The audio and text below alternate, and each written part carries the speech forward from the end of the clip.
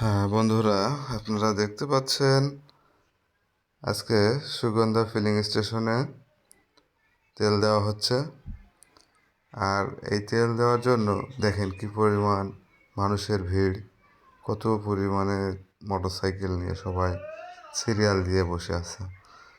অনেকেই অনেক রাত থেকে বসে আছে, কিন্তু আসলে এইভাবে যদি চলতে থাকে, তেল নেওয়ার জন্যই যদি দিন শেষ করতে হয়, তাইলে বাকি কাজগুলো কখন করবে বলেন?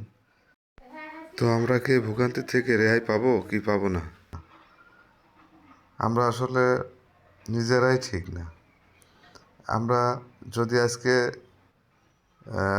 এই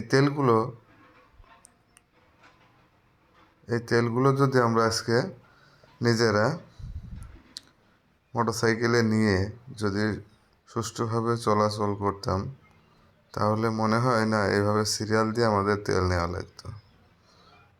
এটা একটা সিন্ডিকেট। এই সিন্ডিকেটের দ্বারাই মানুষের ভোগান্তি, আর এই সিন্ডিকেটের জন্যই এত ক্রাইসিস। তাছাড়া আমাদের মাননীয় মন্ত্রী সাহেব উনি বলছে যে তেলের কোনো সংকট নাই। তাহলে এই ধরনের ভোগান্তি কেন হচ্ছে? আসলে জনগণ হয়তো বুঝতে শিখছে, আস্তে আস্তে বুঝবেও। এগুলো এক ধরনের সিন্ডিকেট।